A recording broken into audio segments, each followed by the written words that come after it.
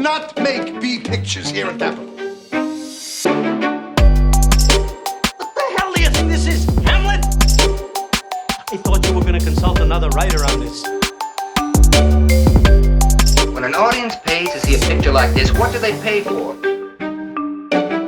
I want this picture to be a document. I want to hold a mirror up to life. I want this to be a picture of dignity. Filmmaking is not about the tiny details. It's about the big picture. Welcome back. This is Page One Rewrite, the podcast where we make bad movies better. And today, we have two guests with me. We have renowned writer, award-winning director, inimitable performer, and former professor Nicholas Thurkettle. How are you today, Nick? I'm all right. I was really expecting you were introducing someone else when you said all those superlatives. Good to be, funny enough for the movie that we're talking today, just this week I had a voice audition. I swear to God, I had a voice audition to be the pre-flight briefing for a luxury jet. Ooh. Like, they didn't tell me what the gig was, but like they gave me the copy, and it's all this stuff about how like, oh, you can't smoke while the while the plane is taxiing or taking off. But I was like, wait a minute, so smoking is allowed in flight? Like this can't be a commercial flight because that's not allowed anywhere. And I'm like, oh, this is a private jet, and they want me to sound erudite and luxurious, and like, please don't tamper with the smoke detectors in the lavatory. It's, while some underdressed Emirati ladies are like pantomiming in the background about what you can and can't get away with, throwing baseballs. Yep. So I don't know if I've got that gig yet or not, but it seemed very appropriate for today. Ooh, what is that? Jungian synchronicity. But being able to speak to that is the guest immediately to my right, licensed clinical social worker, owner and proprietor of Dynamic Insight Psychotherapy, and our resident mental health expert, Ariel Agman. How are you? Oh, I'm great. That's a scary thought.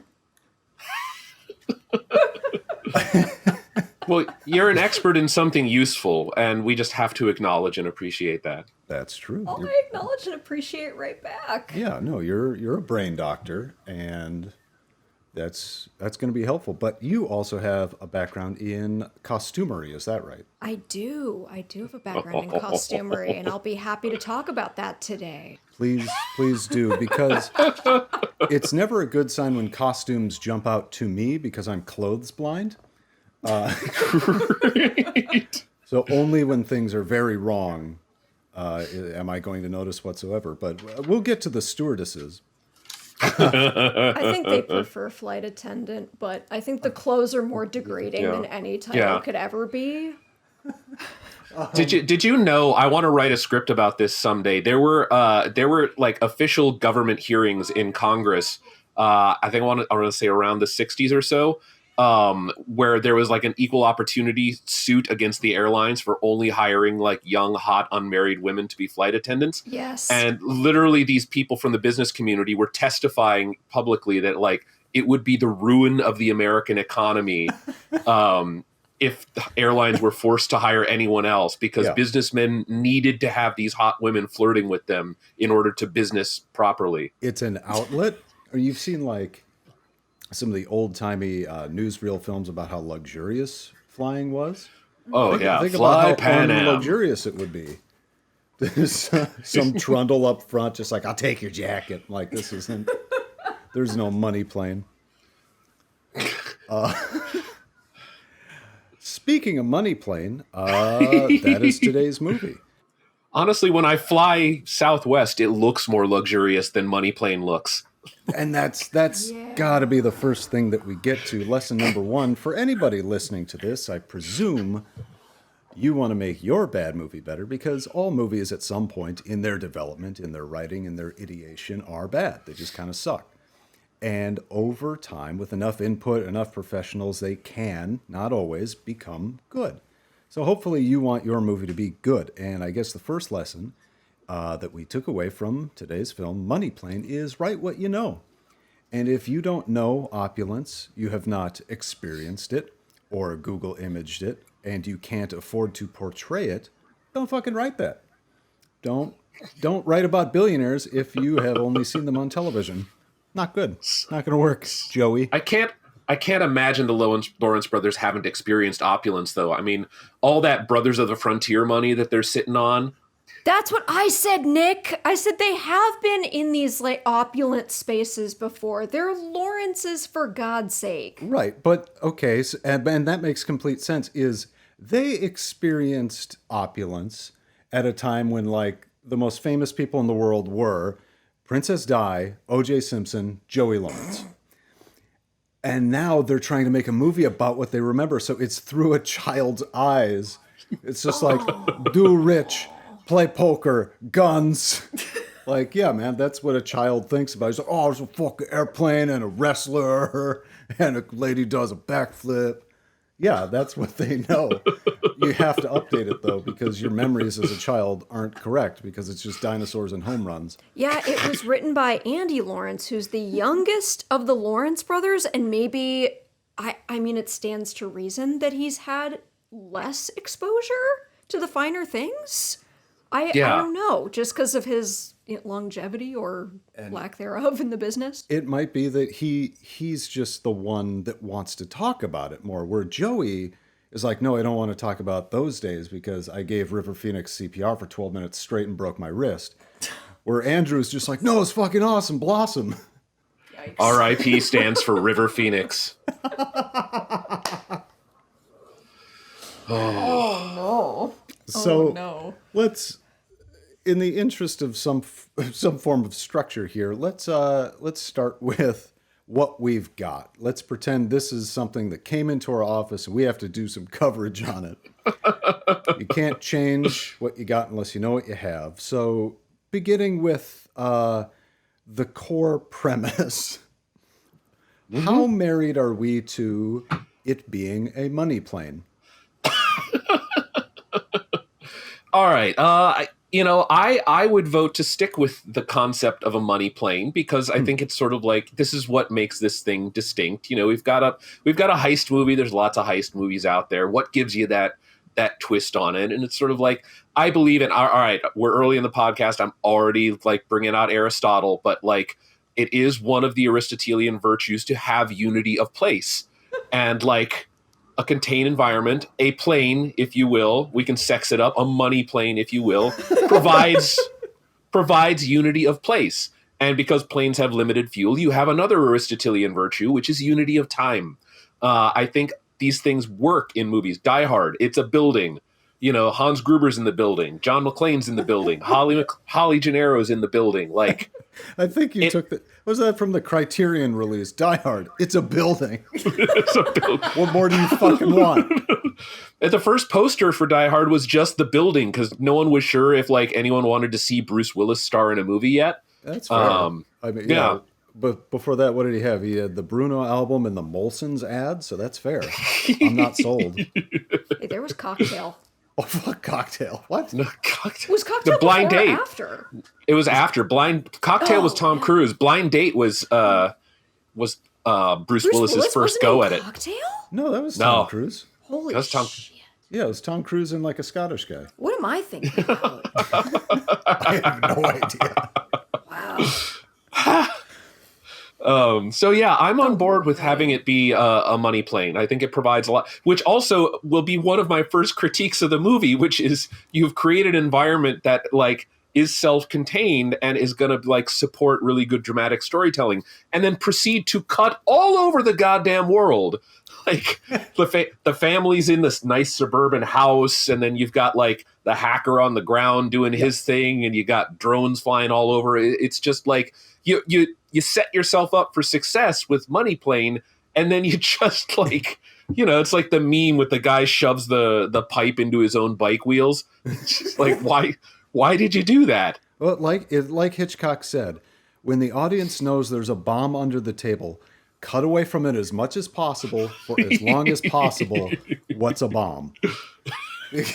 Because I don't want to start a show this way. I so disagree. It can't be a plane. That's so stupid. The planes are so bad. There's nothing. Planes. since some dildo named Orville broke both his ankles, planes have had one advantage. They can go from A to B fast-ish. there's nothing about what the money plane is or does that requires it to be a plane, and it cuts you off at the ankles so hard because now you have to be on a plane. There's so much you can't do now because it's a plane.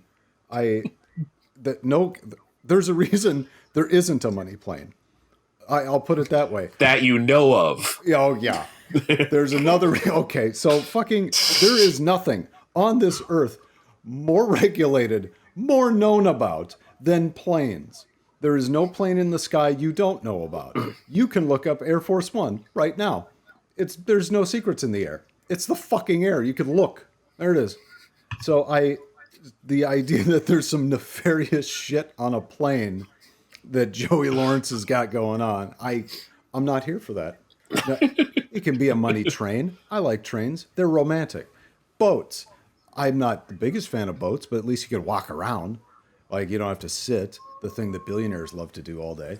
No, it's so regimented. It flies in the face of it. The fact that it's something only people in the underground know about. And then they cut to that big shot where it's this international air. It's fucking LAX. Oh, yeah. Isn't like the super secret location. international airport? Yeah, 100%. Don't tell me where that is. I hate the plane. I mean, the concept of getting someone from point A to point B as quickly as possible doesn't jive with the idea of a casino, where the entire object of the game is to keep you there and to keep you drunk and to keep you playing and sleep deprived as long as possible. On an airplane, there's just a finite amount of time you can be up in the air before you have to, refuel. And so you lose out on strung out billionaires emptying their coffers into your Bitcoin machine. We'll get to that later. Yeah, we'll get to crypto. Yeah, but the plane, it's like, and that goes back to the first lesson, write what you know. They don't know billionaires. They know money.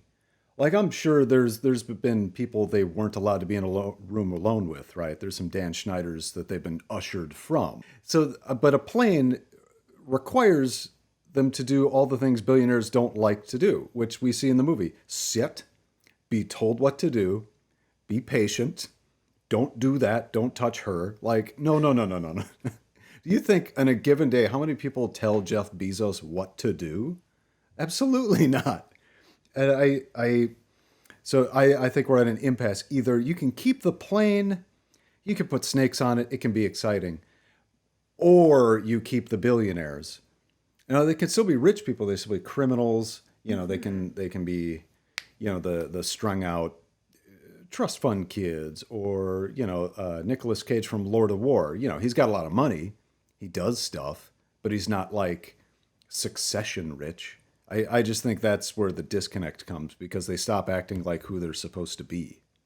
Well, let's find a happy medium then, because maybe there's a way we can solve this problem. What if like the main action, what if like the main gambling sin stuff that they're looking forward to is actually taking place on an island? But to get to the island, they need to be on the secret plane, and they have all their shit with them. Okay. Like all of their crypto is like a string of numbers that they've got on a thumb drive, that they're going to transport there. Do you remember like the Winklevoss twins like came out and said like, we're all in on crypto because we're the Winklevosses and we're brilliant. And they literally got a bunch of Bitcoin and stored the numbers on a thumb drive and put it in a safety deposit box in the bank, because they were like, clearly we understand technology. That's definitely how that works. Because Bitcoins are real things you have in your hand that can be locked up and need to be kept cold. Yeah, so I like the idea of like a bunch of dumb money being invited onto like a fire festival type of plane on its way. We said Firefest in the air. That'd be great. We said, okay, so screw the billionaire concept. Go to millionaires, but they're still kooky crazy. They're going somewhere. We love an island. But instead of this nefarious money plane, the house, which they allude to but don't get into, what if this was like John McAfee's island? Like the craziest of them all wants to do snake fights, and all these people are in on it because they're so jaded they have nothing else to make them feel alive.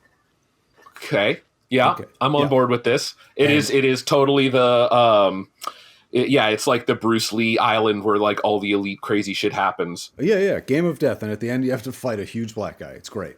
And you shine a light. You shine a light in his little rat eyes, and he's defeated. I love that fight, by the way. I straight up just love great. and worship the Kareem Abdul-Jabbar fight. Oh God, it's so great. All right, I like this. I really like this concept. And then I think it also gives us that time element because as we all remember from the greatest film of all time, Commando, the idea that like he needs to finish his killing rampage before the plane lands 11 hours later and they find out that he's not on it. Like, they need to pull off whatever they pull off because by the time the plane lands on Crazy Pants Island, like, people are going to figure out that they've lost their bitcoins. Yeah. Okay, so that's a way we could incorporate the plane is that there's a time element. We can bend the rules and say, okay, because of these traffic lanes and the way this thing works, our transponder can go dark for X minutes. In those minutes is when we do the pickup.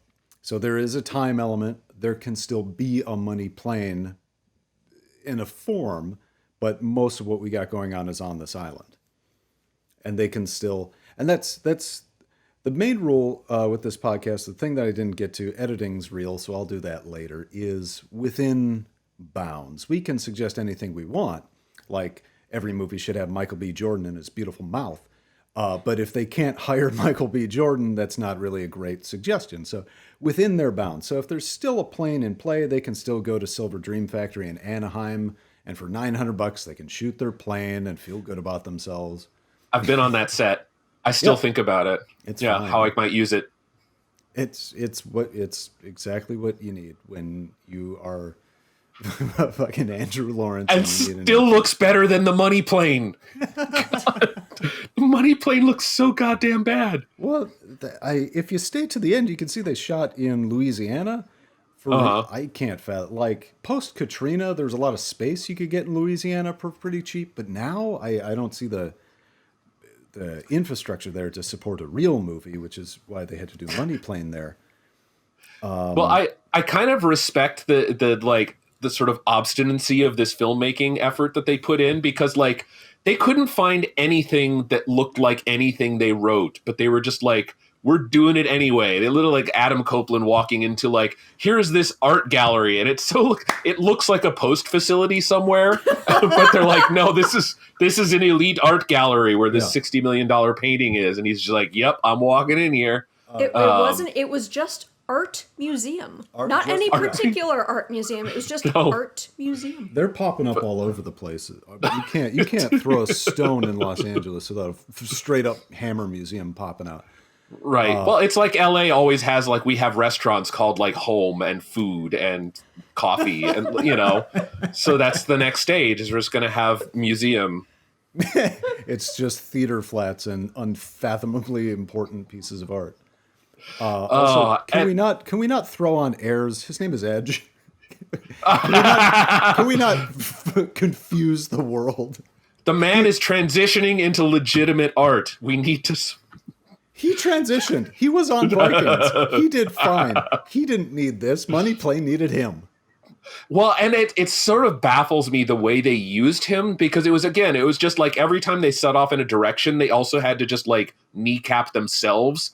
So it's just like they introduce him and it's like, all right, he's this like really successful heist master. Like he's great at heisting. Or maybe being a poker player. He's maybe being great at being a poker player. But as soon as the heist goes bad, he's just fucking drilling security guards that like the bullets start flying so fast. Oh yeah. And I'm just like, you're a straight up murderer. We're 5 minutes into this movie. Absolutely. And it's just sort of like you need to up the stakes on a guy like that. You need to like force him to choose if he's going to cross the line. Instead of a gentleman thief, he's becoming a murderer, like, 60 or 70 minutes in. But nope, security NPCs just, squibs going off left and right. That's a great point. It is his and his crew's first act is to shoot a cop. You're heroes, ladies and gentlemen. Yeah, and then it's like, he sits down to play poker and he's kind of bad at it. And then he has to fly the plane while his pilot friend is on the ground. Like, why? Like, Why did you write the pilot guy and then not bring him to fly the plane? And then Joey Lawrence actually mentions being a world-class pilot. And I expected that to come back. It just doesn't. No. It just doesn't. But no, none of their... They have this reputation for being so elite, and none of it's earned. None of it. No. Those are the things that make me furious. Like, I wrote an entire character in a horror script of mine because of how mad Snakes on a Plane made me. That they introduced a character and made sure that you knew that he was a professional kickboxer, and he never kickboxed a snake. I'm like, what the fuck are you doing? Leaving money on the table like that. I think that's maybe the second greatest sin of Money Plane, and maybe a great takeaway is they do a fine job, an okay job, sometimes very good, of setting up something that could be fun. If you're listening to this, please remember, movies should be fun, generally. Just some form of entertainment. They should have the aspect of being entertaining, please. And so they set up, there's going to be a fight between two enormous men in a very small space. That's hilarious. I love it. The fact that the co-pilot is just a fucking beast out of nowhere. I love it.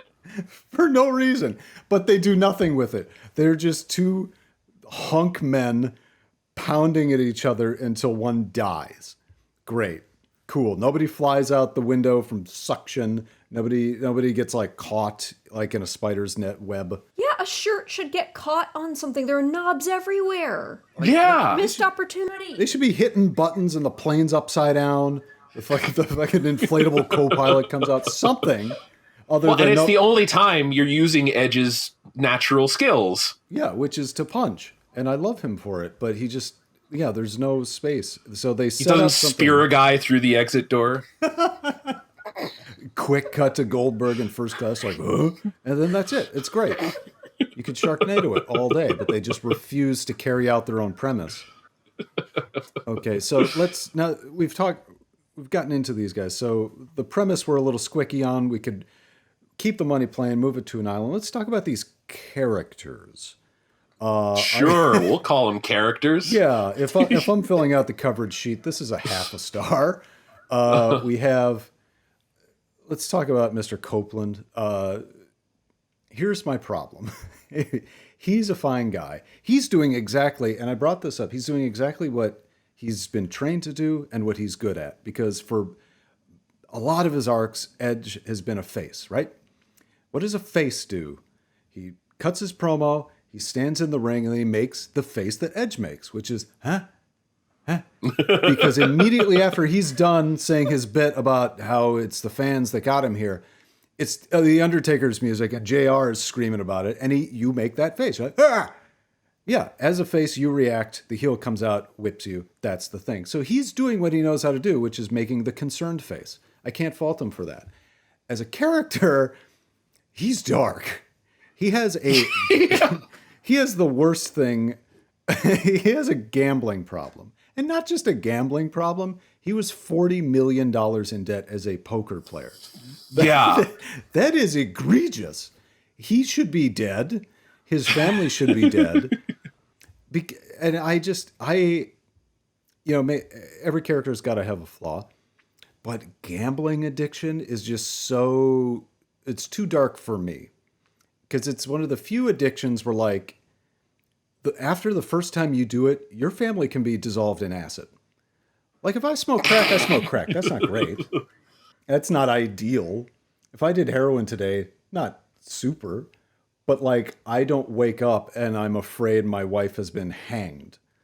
But gambling? You can gamble $40 million and Denise Richards is fucking smoked.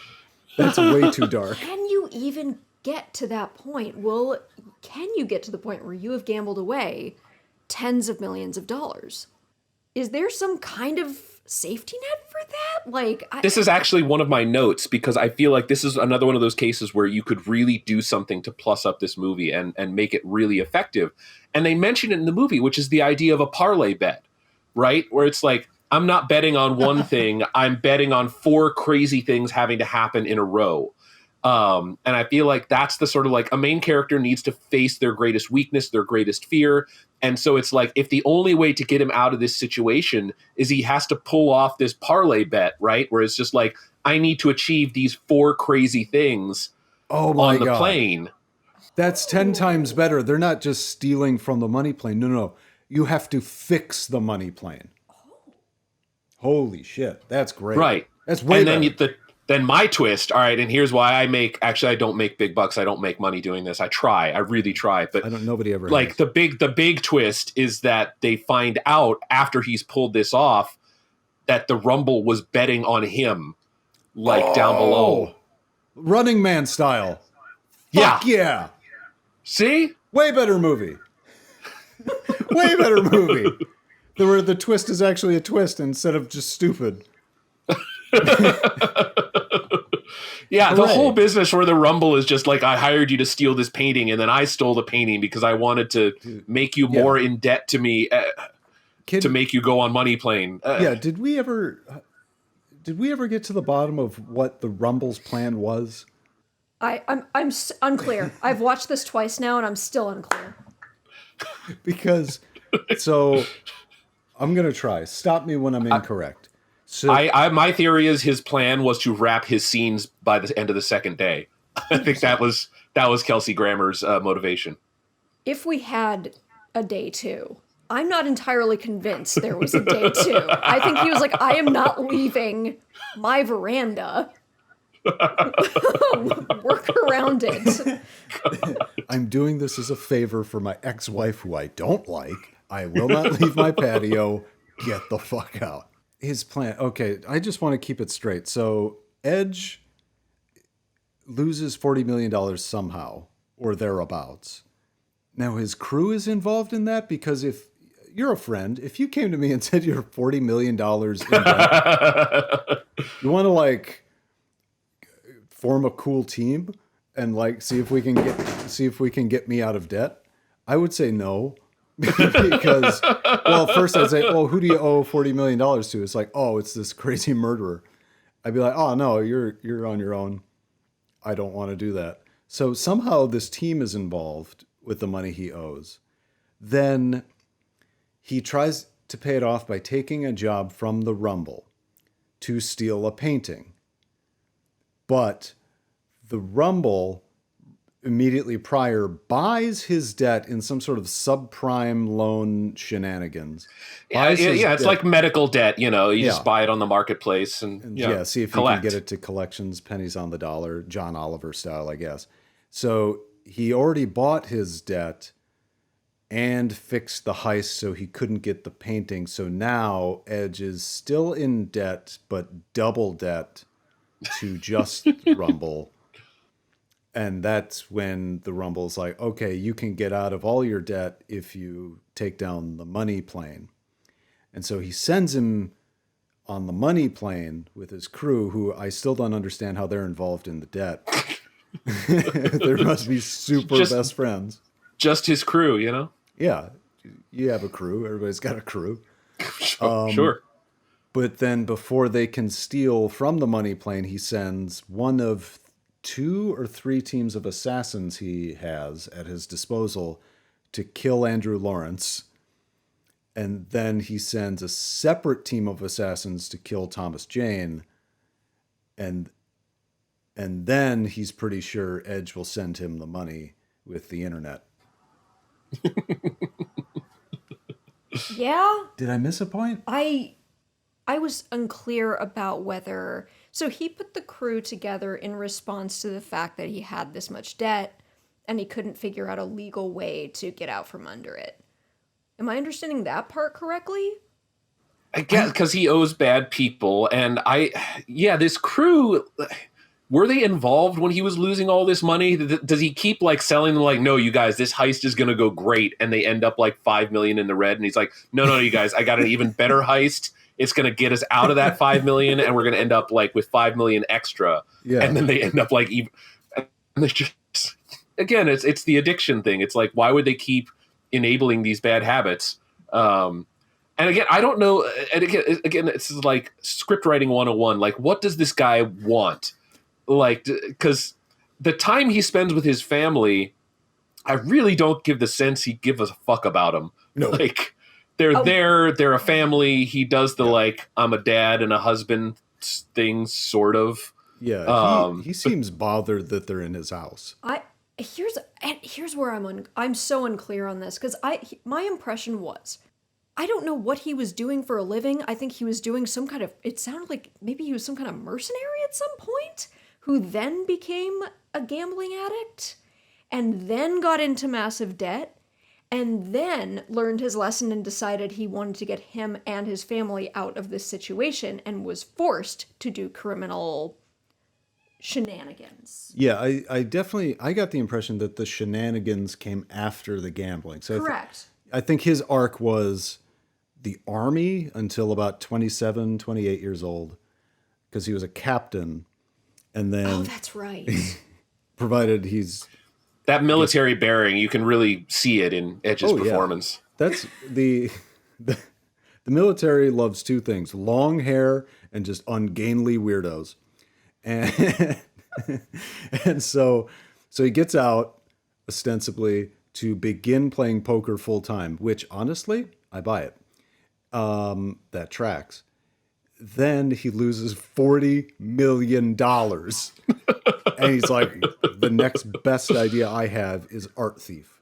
Because he's been hanging out in Paris a lot, and he's like, oh, that's a job. I wonder if it was like they were like one of those Fast and Furious style crews where they're just like, oh, we're going to be able to steal $10 million from this drug lord. But like by the time they're done modding the vehicles, they've spent $20 million. They were frugal. I'm going to give them that, because they didn't spend any money on getting onto the money plane. They gave Andrew Lawrence like one of those HD antennas the government gave everybody, a ham radio, a Party City stewardess outfit, And a C-stand. That's true. Andrew Lawrence put his thing on a C-stand and bagged it. He bagged it correctly. Very good. I will note that. Good technique. Yeah, not... Okay, so he is a character. How do we fix Edge? How do we just make him okay? Well, the gambling addict thing really is pretty... It's dark. And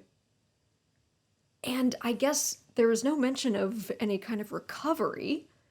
There's no mention of... And there's no apparent strain on the family, but they don't actually seem to like be acquainted. I don't know if they actually know each other. No, they got a nice house. They seem kind of sad that he's going on a job. I suppose he doesn't move them anywhere when he's about to rob the money plane. Yeah, he doesn't go to your aunt's house. You know, the infrequency with which he talks to his own wife about super important stuff makes me think he hates her, because, and we pointed this out. So when Thomas Jane comes over unannounced, because he's obviously trying to shtup Denise Richards, because he's sneaking into a house at night. So Edge wakes up from a cold sweat. There's an intruder. What does he do? Gingerly goes into the drawer, retrieves a loaded gun, right? Does not wake his wife up. And then sneaks downstairs, fully expecting to use lethal force. So I've never had to do that, but honey, if I thought there was an intruder in the house and I didn't wake you up, I just grabbed a loaded gun and started popping off downstairs without so much as like a hey, little high sign. I'd be miffed. Yeah, that's not ideal. Forget the anniversary type. Well, that's a real comedy of errors potential situation, because like you sneak downstairs and then she wakes up and hears you skulking around. Yeah. She gets gun number 2 and she starts skulking around in the dark. You know, and then we just that's fun. That would have been fun. That would have given Denise something to do besides look. Right. Yeah, she's an expensive prop. That's tough. I feel bad because she can do stuff. She's got charisma. Like she's an experienced actor. She can she can pull her weight, and they just didn't give her anything to do. Yeah, and it's not like she had to do any like wire fighting. Just make her knowledgeable about schemes. Just make her more of a partner. Like, Yeah. why is she not a partner in this? Why isn't she the least bit concerned? No one's the least bit concerned about anything, and their predicament is pretty dire. Yeah. Like, we're stressed out about our student loans, and dude's got 40 million in debt. Yeah, the only time anybody seems worried is the Rumble where he's about to get shot in the face. And then the poor... Well, Kelsey poor Grammer is a real pro, so that's why you get that. Hey, he's the boss. And then the computer hacker guy, McGillicuddy, he looks worried the whole time because he's not cut out for this, and I feel bad for him because he watched a man die. But so you can have a main character be in legal trouble in ways that aren't repugnant to your audience. He could, okay, so he's in the military. Maybe there was some shenanigans and he, disobeyed an unlawful order, but he got in trouble for it. And he got court-martialed because he wouldn't take part in something. Or there was like some extracurricular activities and he turned the guys in and they framed him for something. There's other ways to make him or like maybe he like blew up some drug lord's, his drug kingpin's hideout that had $40 million, but it was actually like $40 million in CIA money. And now he's like really fucked. Yeah. Cool. Or he's going after some, he's DEA or something. He goes after this drug lord and they catch him and it's like, oh, he takes off his mask and the drug lord sees him. He's just like, I'll get out of here. And Edge is like, no, we're righteous and you'll never get out. But the dude El Chapo's his way out. And it's like, ooh, El Chapo wants to kill me because I took part in this thing. There are ways to get him in debt that are not bleak. Yeah, but all of this is just meant to get him on the plane. All we're trying to do as we discuss this is get him on the goddamn money plane. Here's one I just thought of. All right, Thomas Jane gets into some shit. He's trying to get out of debt. He like unwittingly volunteers to be the subject of one of these crazy ass bets on this island. So Thomas Jane is on the island and needs to be rescued. And the only way Edge can rescue him is by getting on money plane. Oh, so exactly. Thomas Jane doesn't have to wrestle rattlesnakes. That would definitely be more fun than him playing video games with an 11-year-old, even though he was adorable and definitely the bright spot. Like he could have That and the dog. More. Yeah. We talked about the dog. That's a gross dog. Oh, with the smushy face? That's not natural. You try to sleep in a room with a dog like that? It just sound like your HVAC's all I screwed don't up. need to sleep in a room with him. He's just cute in a movie. Gross. But yeah, you give Edge a personal reason to want to get to like Crazy Gambly Island, and the only way he can get to Crazy Gambly Island is by like telling the Rumble, get me on that plane, I'll steal whatever you want. But his mission is, I need to rescue Thomas Jane, or I need to rescue my wife, or the fucking dog. I don't know. No, that's perfect. That's because they made this mistake. They tried to raise the stakes so fast in many, many ways by making the Rumble the carrot and stick god. But no, here's a lesson. Make it personal. Thomas Jane is on the island. He has to save his friend. It's not just about get out of debt. And that way you can, because as much punching as he does, Edge is a very passive character. People just tell him to do stuff all the time. And he just does until like the last 30 seconds when he flips off the camera. Like until then, he just does whatever anybody says. So maybe Edge could be the one who's just like, wait, okay. I need to get on the money plane. I need to get on John McAfee's island. Here, I'll go to the Rumble and be like, here's an idea. You front me the stuff, get me and my crew what we need. I'll rip off the money plane. You get the cash, and he keeps the Thomas Jane bit to himself. He's like, oh, but secretly my plan was to get Thomas Jane out of this shenanigans. Yeah. Instead of that way, it's personal. He is proactive. Instead of what we had, which was Kelsey Grammer buying his debt, setting him up with a fake painting, telling him he needs to pay him back and now in exactly this way. And, oh, by the way, I bought a laptop with a photo of your family on it for no reason, just to really remind you they exist, because I get the feeling you might not know that. So there's a lot of carrots and a lot of sticks in this, bud. go do it. No, and when- then he does.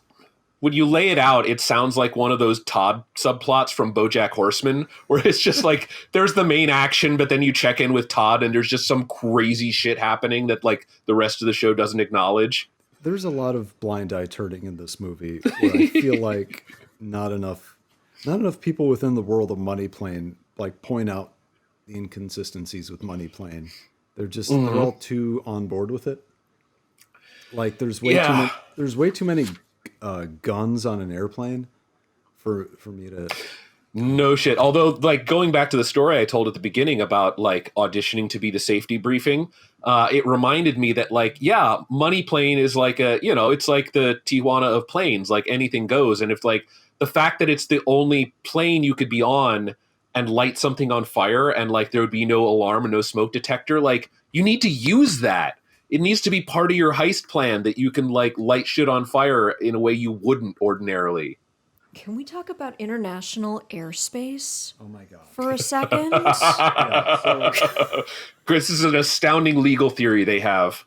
It is. So to summarize the movie's thesis, if I get on a flight from San Francisco to Beijing, anywhere in between there, I can fucking schwack a dude in the bathroom. I land, I'm clean. Because we're over water, and water doesn't have laws.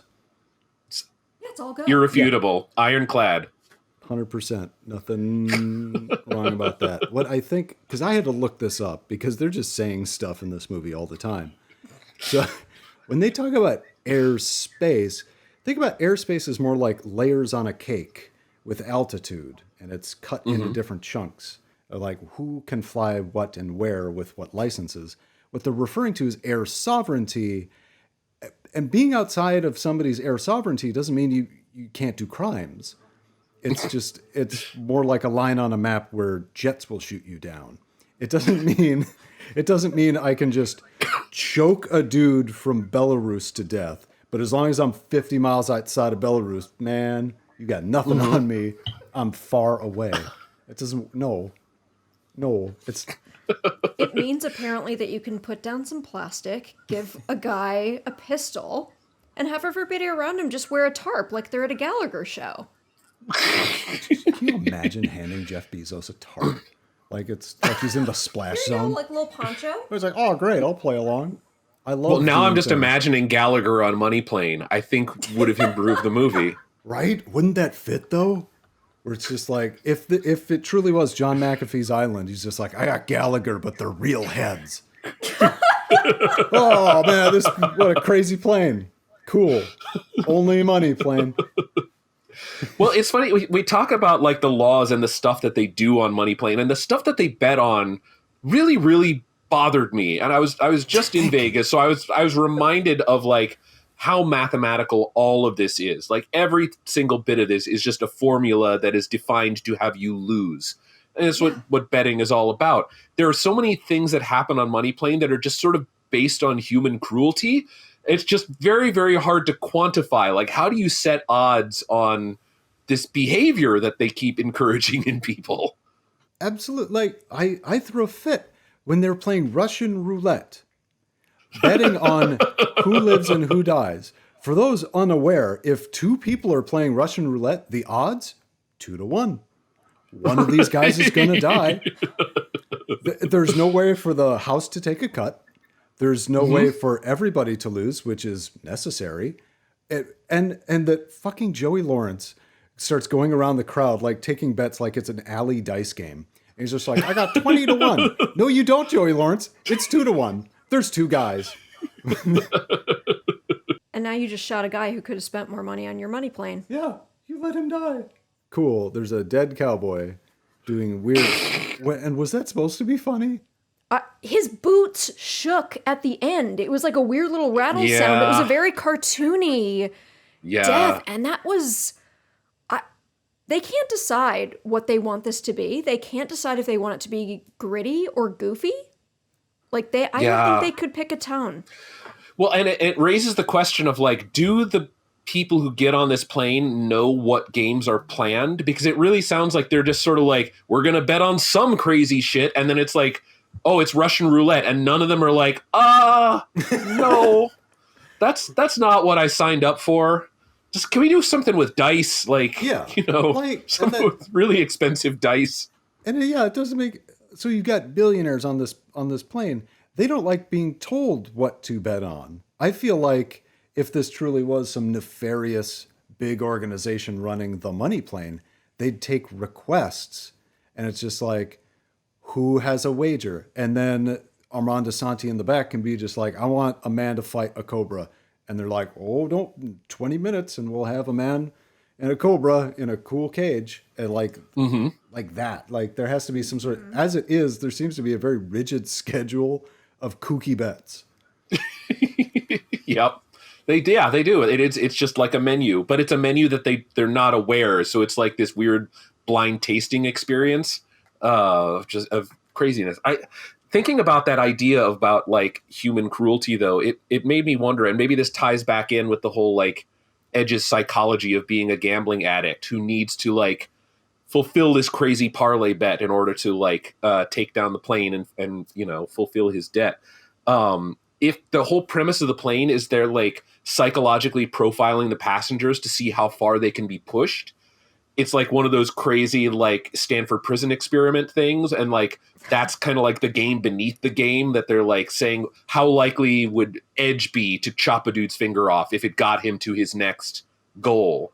Then again, it's the most dangerous version of what we know his weakness is, that he's a gambling addict and he's in an environment that is designed to test that and push it as far as possible. Because like I said, but this movie just had him, like you said, just shoot a cop 5 minutes in. So it's already like, well, we already know, like playing poker isn't going to like stress him out or like be beyond his, his capacity. Right. And if the passengers on the money plane could push what the wagers were, we could see how fucked up Edge wants to get and how far he's willing to go. We also, there was a point, okay, so poker's boring, right? Am I alone? I think it's boring. It's the most boring thing in a movie. It's Casino Royale pulled it off, but they understood that it was like there was so much else happening around it. It can't just be the opulent game of kings, Texas Hold'em. Right. It was more about people interacting than it was about just the mechanics of poker. Yeah, the poker, the Pai Gow or whatever, it was a metaphor for the other kooky schemes. Here in Money Plane, it was exactly one hand of poker.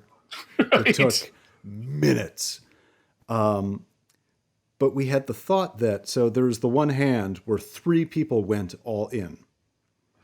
And one guy lost, or one guy wins. The other 2, I guess, they're done here. What if there was... What if there was a mechanic on the money plane where it's like, ooh, you're out of money. You can't bet anymore. And they throw you off the money plane. Like if you have nothing more to add to the game, you can't just ride the ride. I liked the idea of like, if you wanted to just take your money and run and stop betting, that's fine. But you just can't be here anymore. So we're just going to put a parachute on you and give you your money and DB Cooper you right out of this plane with your bag of cash. It's almost like a war of attrition. Like, we're taking 30 billionaires on this plane. Only 10 of you will make it to the island alive to like enjoy the crazy pleasures of my John McAfee island. Exactly. Yeah. So there's stakes to the betting, because as it is, like for our protagonists, they've been fronted all this money. Who gives a shit? Who cares if he loses? I don't care. All these other people, I guess they have all this money. I also don't care, and neither do they. But if you like go bust, like there's no house line, you get kicked Indiana Jones out the back. Yeah, well, and that gives you a starting place, right? So if he runs out of money, Edge dies. But they put everything they have into getting Edge on the plane. So he needs to like call on all of his gambling skills just to like build himself up, right? Like his first hand of poker could be his last, because like, it's like Jon Favreau in Swingers. It's like, I only brought these $300 with me. And he has to fight his own impulse to want to keep betting more and more and more and more and more, because that's what he's used to doing. Right. He needs to grind it out because his team is depending on him to like keep everyone distracted and keep building up those funds in order to access the next part of the parlay. And he might be feeling good about himself. It's like, okay, the first round is poker. I used to be a pro poker player. I smoked these guys. The next one is snake fights. It's like, I'm not a snake fighter. This is tough. I don't know. Is this Price is Right rules or is it over under? I love it if this Money Plane was just like The Price is Right. Just there, just Plinko, but the chips are poisoned. It's just a landmine. Just gink, gink, gink. Oh God. So we're down the road on Edge. He needs to clean up the stakes overall. Does this might be sacrilege? Does it need to be a crew? Well, I'm going to have a hard time on this topic because, like I said, I watched this movie a couple months ago. I cannot remember a single goddamn thing about his crew other than that there was like the guy on the ground hacking the way movie hackers do. Yeah. And we've talked about this before. Movie hackers are always just typing. They're typing the shit out of their keyboards. It's like, dude, why haven't you written a program and you just click a mouse and watch the program What do you think he's doing? Every time you hack, you have to write the program from scratch. That's how. Right. You just have to. You're typing, and you're going to type faster than the computer can keep up with you. Yeah, because computers play by a very hard set of rules where they can type only so fast. I almost wrote a spec script once. I wanted to try and write a TV spec to have in my arsenal, and my idea was I was going to write a spec script for the Flash, the CW Flash series, where there was some kind of crazy kill code thing in their laboratory computer that had been planted there by the evil bad guy from 5 seasons ago. And the only way they could keep the virus from taking over the laboratory was to have the Flash type a bunch of random nonsense at 300 miles per hour. It was a really entertaining way to let the crew step up and shine because all he can do is just type incredibly fast to try and prevent this virus from taking over. I mean, that's a blast. Yeah, but it's always hard to find just different ways of making him not be Jesus. So that works for me. I just think my overall impression was they were trying to crowbar quirks into these people. Yeah, that just didn't it, and none of it made them any more endearing. It didn't explain anything. It didn't serve anything. It was just Andy Lawrence peeled a full banana. So he took it out of its natural wrapper and held it in his hand with this nasty gardening glove and eats it. And I'm like, I think that's supposed to be endearing. I think that's supposed to make him memorable, and I'll remember it, but it's just weird and gross. And they try to set up McGillicuddy as he's like the Cowardly Lion, except the things he's afraid of are straight murder. He is rightfully terrified. Very rational. Yeah, he watched a man die and he's all squicked, and they're like, "Oh, McGillicuddy." They just got done murdering a bunch of people at that art gallery. He was there. He watched 2 cops die. He's like, "I'm not cut out for this, man." It's like, "Oh, McGillicuddy." He's always peeing himself a little. It's just what did you get into art heisting for if not to be around murder? And then can we take a minute to talk about, okay, so there is a woman on their crew, and I see what they're doing.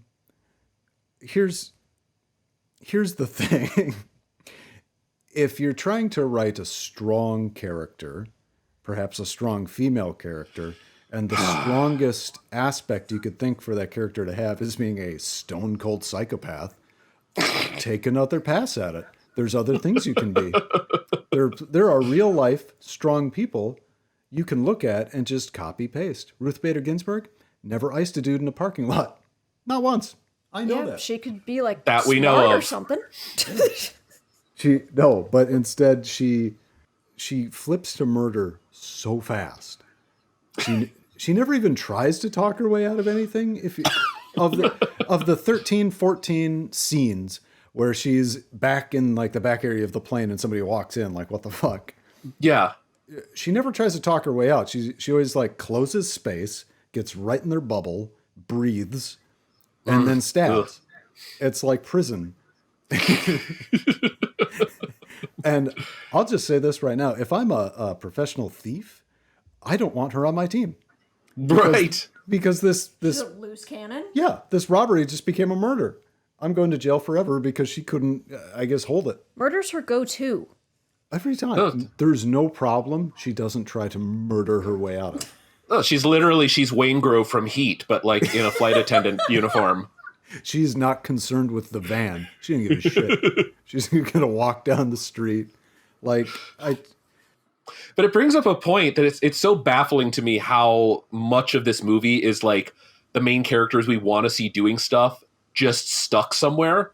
Yes. Cockpit, Adam Copeland spends so long in the cockpit. McGillicuddy is just stuck at a table playing games that have really no bearing on the success or failure. It's just like, sit here in front of this moving train for a while.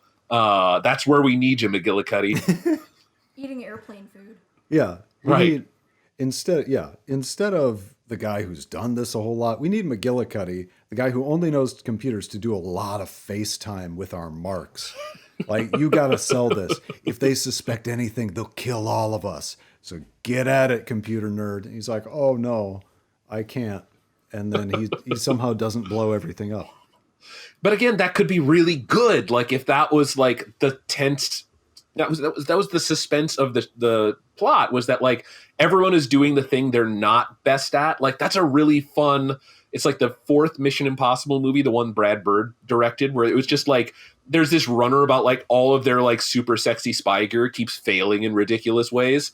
And it adds so much humor and tension. And so it's, the idea that like they deliberately take everyone outside of their comfort zone, because again, it's that idea of doubling down, of parlay, of like the most unlikely thing is the thing that you have to bet on. And it becomes this chain of unlikely things.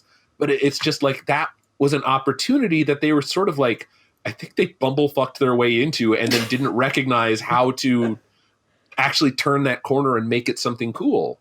And that's almost exactly what we said last night, that it actually might have been more fun if they weren't framed as being this like elite team, and they were just honestly a bunch of schmoes who were all in debt for different reasons and had skill sets that almost meet the challenge, but like not quite. And so you'd have to see them like figure this out as they go. Yeah. And because these guys are bumbling and stumbling, but it doesn't make sense the way it's been set up. They're supposed to be elite. Why are they bumbling and stumbling?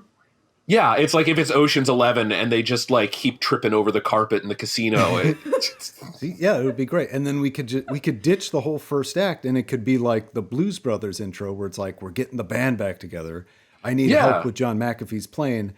I know some idiots who need to get out of debt.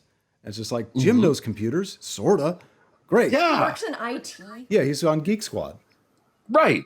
And if we're going with Thomas Jane as on the island, like they could be the other people from his flight. It'd be just like, he didn't abandon us. We're not going to abandon him. Yeah. But they've been up to other stuff in the interim. And it's just like, oh man, Thomas Jane, whatever happened to him? It's like, well, he's on this island, man. We got to get him out. It's like, I knew he wouldn't give up the life of kooky schemes. I'm in. And he quits the car wash. The life of kooky schemes. That should be somebody's autobiography. Dibs. I don't think we could figure out a backstory for our strong female character, though, because she was just like, what was she before? Just like another kind of murderer? I guess. Well, there was that one time, and this was very intimidating for me. So when the mustachioed rapist goes back to confront her, because that's what he is. That's what he is. Yeah. It's not, I didn't say it. He did it. So what would be Money Plane without one? So 1970s gross man goes back to confront her because he has a bone to pick, and she immediately starts like doing a sexy stripper dance. That's so weird. That's terrifying. That's terrifying. I've walked in and caught people doing stuff they maybe shouldn't be doing before, and their reactions are surprise or feigned anger that you shouldn't be here seeing me do this. It's never, ever been, ooh, yeah, sexy dance. Just up and like moves, real moves. She wasn't coming on to him. She was dancing. That's I can't do that. If I saw that, I would just leave. It was secondhand embarrassing. It is just to stumble upon and from his perspective, it's just like you stumble on a human being just like doing a sexy dance by themselves in a confined space. What does your brain go to? Where it's just like, well, they're just so horny that like that's their existence. They gotta 100%. they gotta sexy dance wherever they go. No, I know in her mind it was Goodbye Horses playing, and he should have backed out of the room, because what happened? He got stabbed to death, obviously, because it's always what's going to happen if you walk into a room where somebody is silently dancing to themselves. You're next. They're gonna make a coat out of you. Yeah, you get stabbed with a bottle. That's on you. Doubles. Oh yeah, when you just in the chest a lot. And then they got him in the head with the sugar glass. Ugh. So expensive. Yeah, I can't square. There's no place in Ocean's 11 for the Joker. I just can't square we can make McGillicuddy a woman if you want to have a strong female lead who's smart and does stuff. But having just a stone cold murderer on the team just doesn't work. Yeah, or like if we're gonna even try and make Edge care about his family and talk about like this dark side, this gambling addict side, this like this life of crime that he maybe wants to leave behind. I don't know if he actually does. Like, I think he wants to keep criming. Again, but that's the script that we were dealing with. The script that maybe we want to make. Maybe this woman is to sort of like the crime life version of like the work wife. Like, they have really great chemistry, and it's like so tempting because like she taps into that side of him that he's not ready to let go of and like go be with nice domestic Denise Richards. Like, then again, there's like an emotional connection there that she's very much his equal in criming. Yeah. She represents like this lifestyle he could be having where he's competent, he's respected, he's successful. And it's exciting. It's not the domestic side. And he lies and he Walter Whites it and says, no, this is for my family or whatever. But we can have a moment in this new movie where he's like, I'm good at this. I like this. I didn't need to. Maybe there is a painting on the wall in John McAfee's Island where he steals that one too. He's like, I didn't even need to do that. I'm just good at stealing. Okay. So I think we gave a coat of paint to these characters. We'll call them that for now. Sure. Pop quiz. Do we remember anybody but Kelsey Grammer's name? Well, I remember part of Kelsey Grammer's name. It's like something Grouch the Third, aka the Rumble, and like his name is so cartoonishly strange. It's like, why would you need a nickname? Oh yeah, Darius Grouch the Third. Yeah, Darius Grouch the Third. Darius Emmanuel Grouch. Yeah. Oh, that's right, Emmanuel. Third, which I have such a problem with that. The Rumble. That's a nickname you chose for yourself, and you just kept telling people. But yeah. Like, he did that at a time when he was a boss, so nobody was like, "That's ridiculous. You can't give yourself a nickname." Well, it could be like a power move, right? Like he introduces himself with his full name, and his full name is so stupid that people just like grab for the alternative. Yeah, I'm calling you Rumbles. He's like, great, cool. It's my prison nickname. That was my secret plan all along. Thank God. T-boned. But yeah, I like the idea that he's betting on like the event of the money plane heist. Even better if he's actually like betting against it. Like, he knows Edge is really good at this, and like he wants to say like he's gonna finish 3 steps out of the 4 on the parlay, but then I'm gonna sabotage some shit and like really cash out when like the odds have gotten like the most tempting. Right. And that's how we earn his double cross, because in the movie he double crosses him for reasons that don't make a ton of sense. Because like Edge hadn't completed his task yet. They hadn't stolen the money. So really you're just handicapping yourself at that point. You just popped your own Uber driver's tires. Why? Don't. Right. So he spent so much money positioning Edge for this job. Just pay him. Yeah. Just to shoot and Andy Lawrence and then try to shoot Denise Richards. The timing was off. I feel like maybe that's an editing problem, or most likely he was a victim of Andy Lawrence realized, I don't look very good. I need to have a scene where I get to stand on top of like a gravel mound and look badass in this vest I bought. My cool chest rig. there were so many costumes that looked like just people brought their shit from home. That's exactly my theory, is that they just asked people to pull things out of their closet, just bring as much as you can, and we'll figure it out when you get here.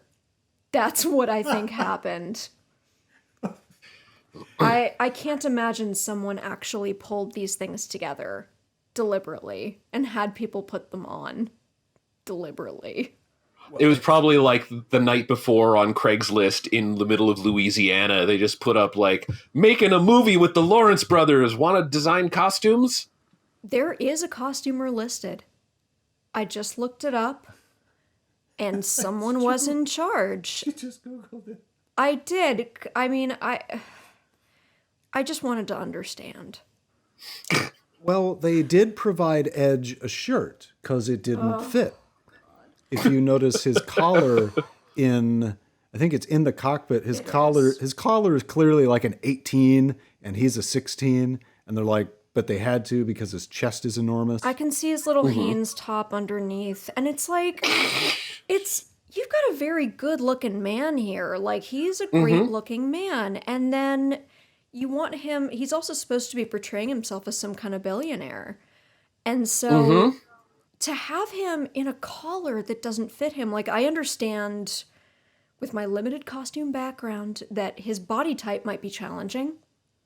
Well, among professional wrestlers, he's actually pretty decently proportioned. Like, his proportions are like, there are other people who are just like built like crazy ass action figures, like Rob Van Dam, where it's just like, you know, he was never like Val Venus. Right. But even so, even if he was, you know, there are places to get custom shirts made, and it's not cheap, but he's your star. So get one custom shirt made that fits the man properly. And what was his cover story? Was he like the child sex trafficker, or was he the arms dealer? They're like, which one was he? He was the child. I guess he elected to make himself. He had to. A child trafficker? No, he had to. Because remember, so like Grouch gave everybody their aliases, right? Yeah. But his alias was available, I guess, because Murder Lady shot that child trafficker the year prior in Moscow. Oh, so he assumed that the persona of a dead person. Yeah. Of a person within that universe. There are a lot of dead people. I just want to point that out. A lot of people have died over the course of history. People die every day, and so I assume there are other people to choose from, and I just want to throw that out there. It's totally, I guess, and that's a problem with like, oh, we need fake IDs in like, you can't invent Jeff Bezos. It's such a small club. That's why this can't be billionaires. It's got to be millionaires. Like, there are hundreds of thousands of Chinese millionaires we'll never know the names of. You just do that. Yeah, he owns an oil field in Bulgaria. There, done. It's fine. It's just... Or the way they did the acrobat in Ocean's 13, where it's just like, oh yeah, you know, they like pretend he's a whale, and then it's just like, oh, he owns the air above this province for skyscraper permits. Exactly. And the casino's just like, that's no crazier than anything else we've heard this week, so sure. Yeah, there's lots of crazy, fun little corners of the earth you could dig out. Why make him the child trafficker?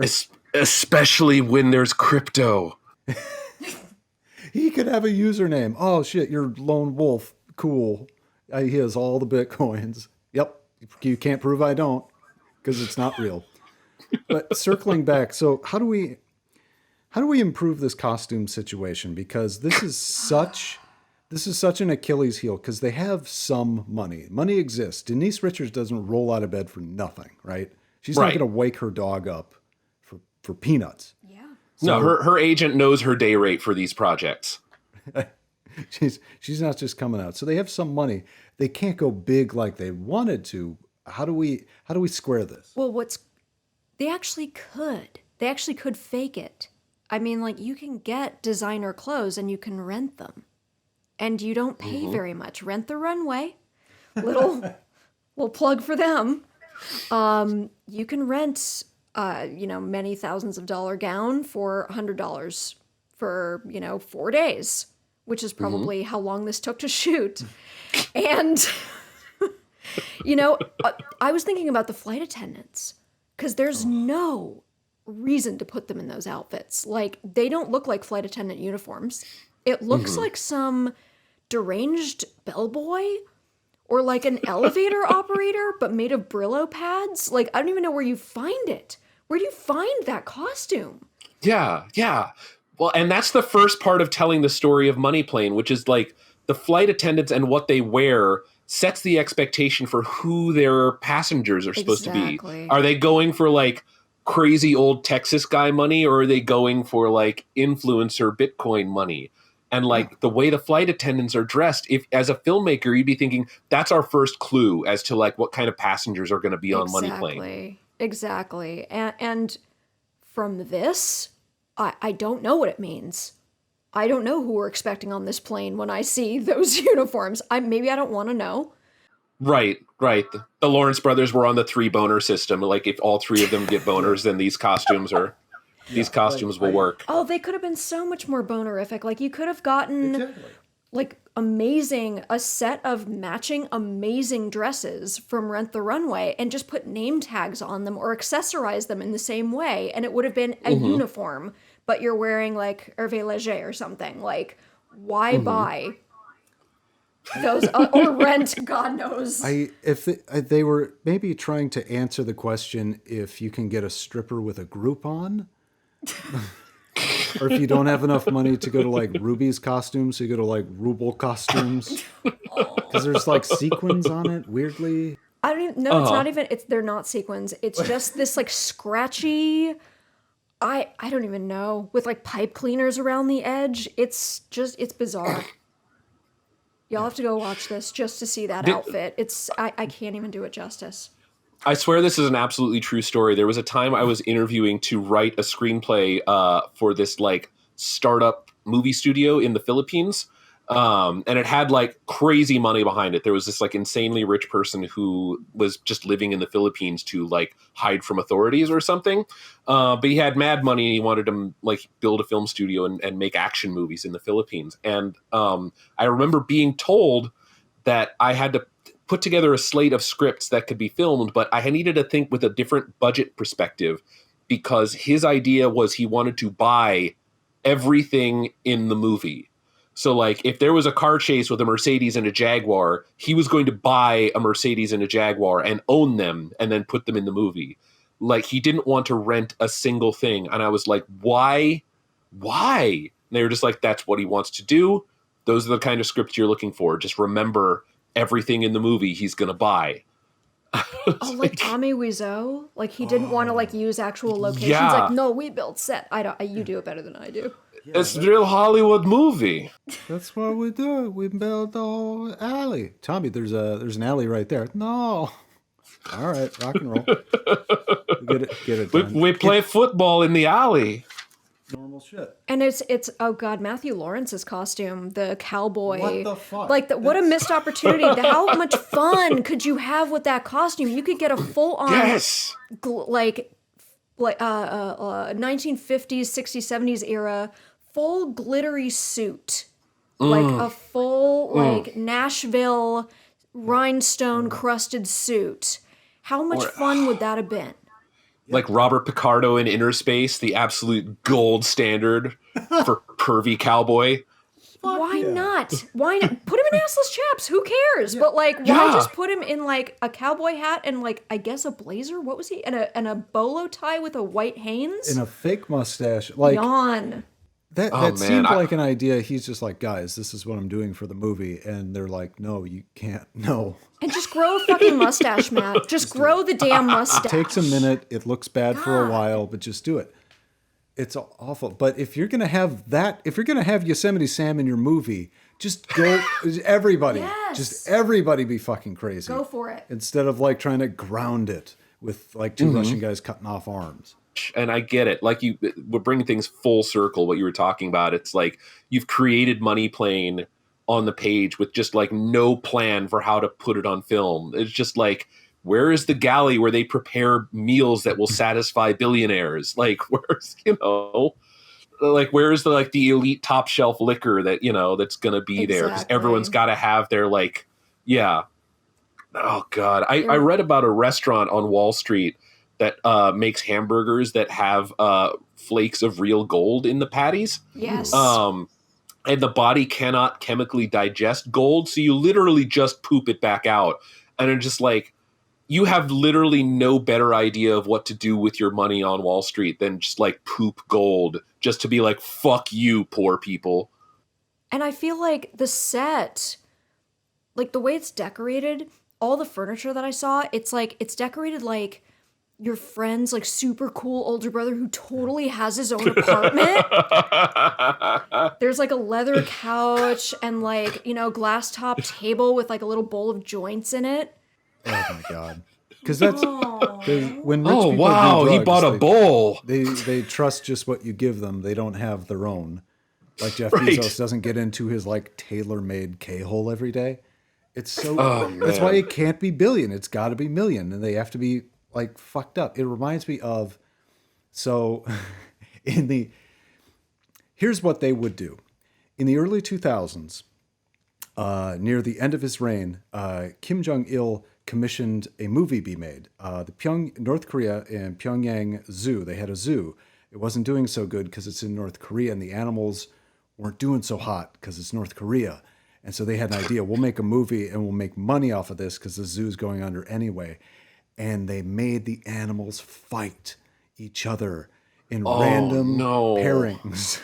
And they fucking filmed it. It's awful, and I can't find a copy no matter how bad I want to. But that's the kind of shit deranged people do. It's just like, what can we do on this plane that we cannot do anywhere else? And that's a screenwriting lesson. What's going to happen in your movie that's not going to happen in other movies? There has to be a reason this is here. And there has to be somebody on the money plane that's just like, I want Usain Bolt juiced to the gills to race a zebra. Something fucking crazy, because we can't just have man fight snake, because we know how that goes. We've known for millennia. Snake wins every time. That's why they're snakes.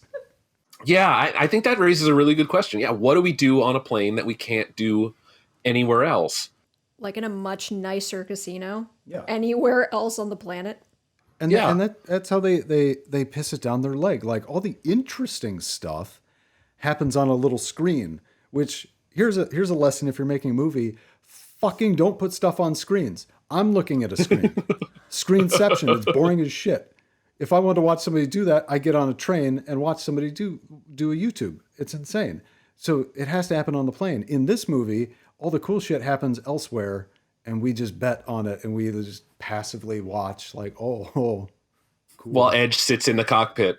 Just making the face. We're like, oh, is that Kane's music? So the movie that made me a movie nerd for life, oh God, why am I mixing it up right now? Was a Jean-Claude Van Damme film that I watched growing up. Because, in the 90s, he was really working it. Death Warrant. Yes, Death Warrant. Death Warrant is the movie that made me a movie nerd for life, because I was a kid. I was going to the video store every day. I was just renting everything. It was just like, I loved watching movies. I had no taste. I had no discrimination. So I rented Death Warrant one day. I'd seen other Van Damme films, Bloodsport, like classic.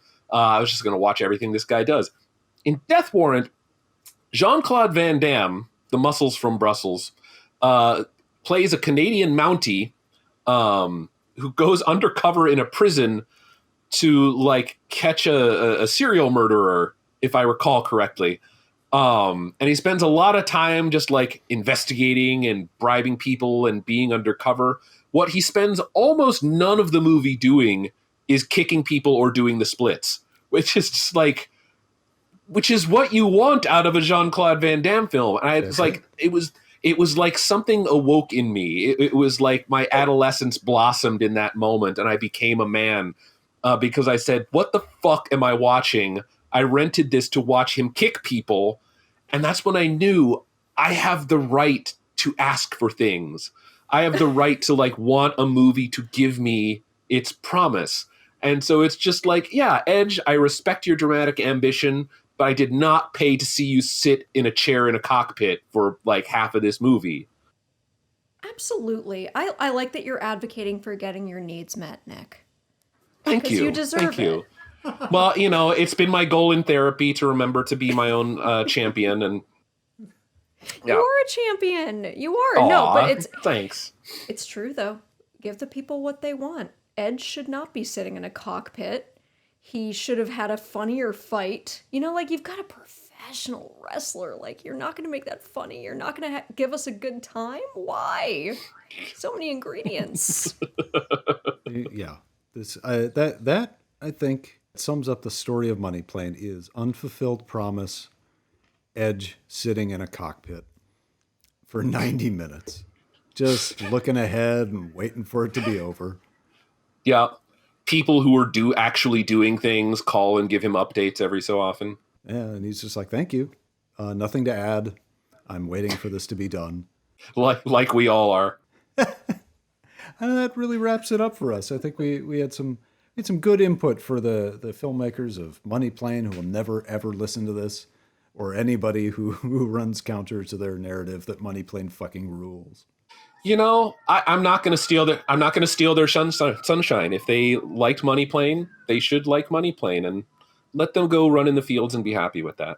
And you know what? I'm going to give Joey Lawrence props. I actually think he was really fun to watch. I actually think he did a phenomenal job. He really did. He's one of the few actors who kind of made something happen. I do mad respect to Joey Lawrence in the middle of that. He should play a villain more often. He's really kind of scary and unnerving. You don't know what he's going to do, and he comes off as very, it's almost like kind of a friendlier Patrick Bateman kind of vibe. Yeah. But, and I say this without knowing him. I've never met him. I know nothing about his personal life, but I kind of get that vibe off of him, right? That he's just you scratch the surface and there's just a real fucking monster under there. I hope so. I mean, that'd be fun. That would make sense if if the only thing you ever did that anybody ever cared about happened when you were 16 and 17 and now you're 43. Yeah, you'd probably be fucked up. Yeah, don't take that shit lying down, Joey Lawrence. You're talented. Go do some more shit. Outside of Money Planes. Just practice your craft. Don't worry about trying to recapture that moment. Don't try and worry about recapturing your glory days. Just work it, because you got something there, Joey. You really got something. Or your brother as a writer, I don't know. Hang it up, Andy. Hang it up. Yeah. Yeah, they're all charming. They just go back to being charming. Yeah. And actually, you know what? All of you let your freak flag fly. Do whatever makes you feel comfortable in your own skin. What do we know? Go do your thing. And don't try to fit the Lawrence brothers' energy into an Ocean's 11 package. If that's not you, it's not you. And it's not. They did not successfully do that. Be weird. Make a weird Lawrence brothers movie. That'd be great. I'd go watch that in a second. That'd be phenomenal. So would a lot of people in our generation. We miss you guys. I do. I'll speak for myself. I miss you. Yeah, I don't miss them. That's okay. And I think that rounds it out nicely for the Lawrence Brothers Therapy Hour. We love you. We miss you. Please send us proof of life. Well, I want to thank you two for sitting down with me today and trying to fix this not excellent movie. Any parting thoughts from the guests? This was a treat. I appreciate you bringing me on. Like I said, my only relationship with the Lawrence brothers was, like I said at the beginning, through Brothers of the Frontier, which is an insanely obscure TV movie / backdoor pilot, which was them as kids trying to do a Western, and Jonathan Frakes, fucking Commander Riker himself, plays their frontier dad. And it's every cliche from Dances with Wolves and Last of the Mohicans just mashed into one movie with cute boys acting it out instead. It's on YouTube. No one gives a shit about copyright violations. It's awful and wonderful all at once. But that was my Joey Lawrence and Lawrence kin experience up until now. So I just jumped straight from that to this. And boy. I'm gonna have more fun making up the years in between. As you should. I'm pretty sure I've lost all credibility as a clinician at this point and will henceforth be known as just a Lawrence superfan, and I'm surprisingly comfortable with that. They need love too. We all need love. That's debatable. All right. And that brings it home for us. Thank you too, and we'll catch you all next time.